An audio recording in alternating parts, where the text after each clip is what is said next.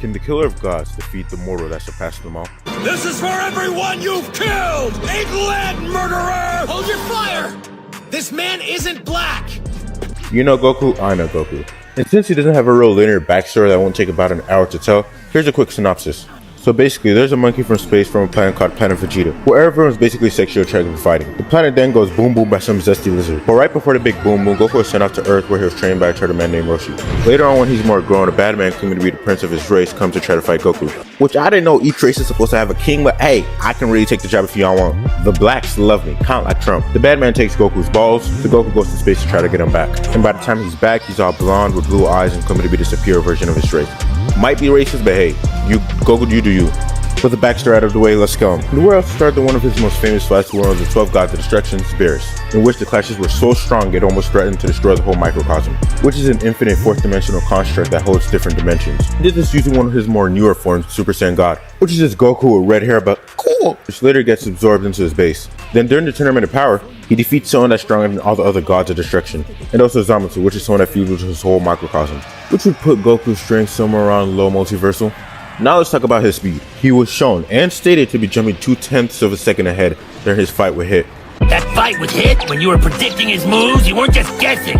You were forcing your way into the future for an advantage, weren't you? Yeah, so Since he was literally jumping into the future, I'd give him around immeasurable speed. Now, let's talk about the God of War. But before we start talking about Daddy Kratos, can you please hit the subscribe button? I'm trying to reach 1K subs. Thank you. Kratos is the love child of Zeus and a mortal named Callisto. Hera, enraged that Zeus has been sleeping with other girls that ain't her, she orders that Kratos be killed on his birthday. Literally his birthday. But Zeus chose to spare Kratos' life, a decision that he'd later on regret.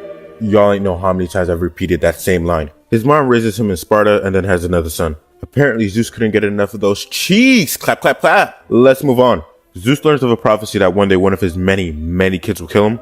His name, the Mark the Warrior. So scared he finna get smoked, he sends Athena and Ares, aka the OG gods of destruction, to go find and kill that fatherless child.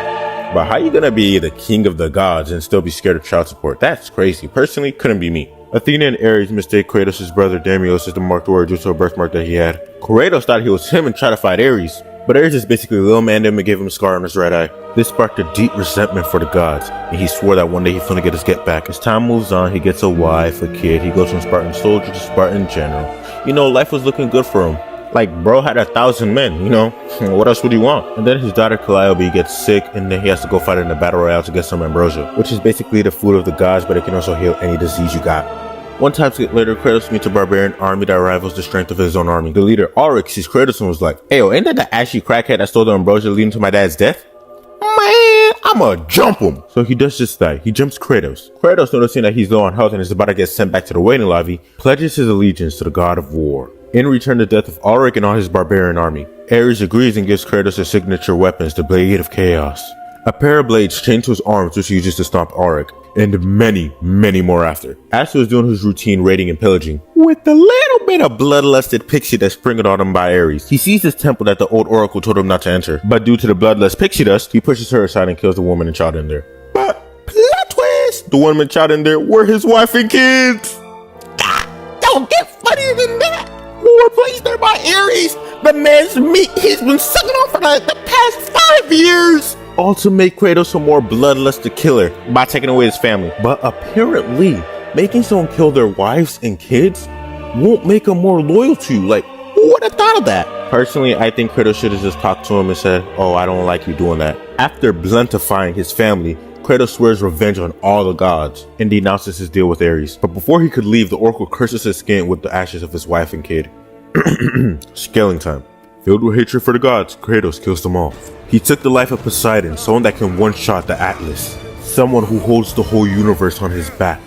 This same Poseidon could only beg for his life at the feet of Kratos. He killed the god of death, killing death itself, and resisted getting his snow snatched by Hades. And then afterwards getting the power to reap souls whenever he wanted. He ends the life of the king of gods, Zeus.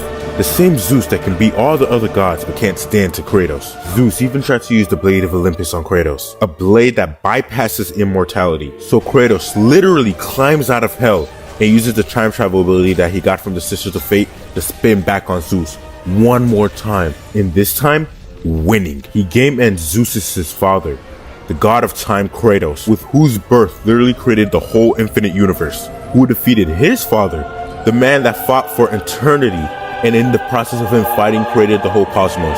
The same man fell to Kratos' feet. He rocked Boulder during their fight.